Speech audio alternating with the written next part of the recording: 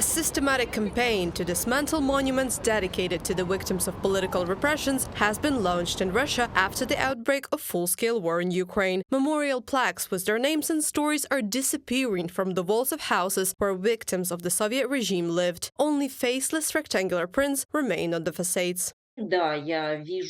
Yes, I see what's going on. First of all, this year, a year after the war has started, there's been this sort of organized attack on the last address plaques. They started to disappear. This happened before, but those were single cases. Somewhere it was just accidental, for example, when it was lost after being repaired. I mean that it was some kind of negligence, but sometimes it was a purposeful destruction. There is yet no clear understanding how exactly is this process organized. The authorities pretend to not know anything. The police is just scratching their heads and doing nothing, letting it happen again and again. The federal media prefers not to talk about this, and citizens that organize to commemorate the repressed usually end up having problems with the security forces.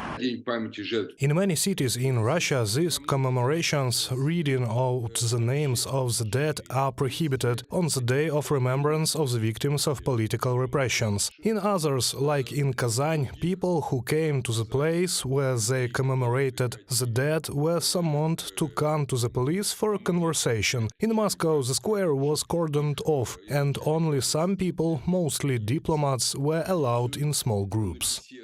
Monuments dedicated to repressed Polish, Lithuanian as well as Finnish soldiers who died during World War II systematically started to disappear. The nationality of the memorial objects is not accidental. The attacks are almost always against citizens of those countries with whom Russia has bad relations today.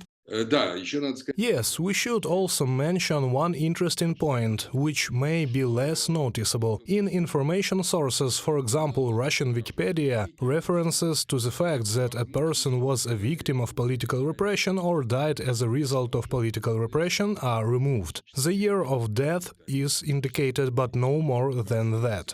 The constant destruction of monuments is followed by the persecution of human rights defenders, historians and activists who preserve their historical memory of repression. The memorial and the last address projects in Russia are being targeted with a particular cruelty. We are in a situation where we have the primacy of the state over the individual, meaning that the state goals are above all human life. People who are into this idea, they feel that finally it's their time, and so now they can do things that are in line with that idea.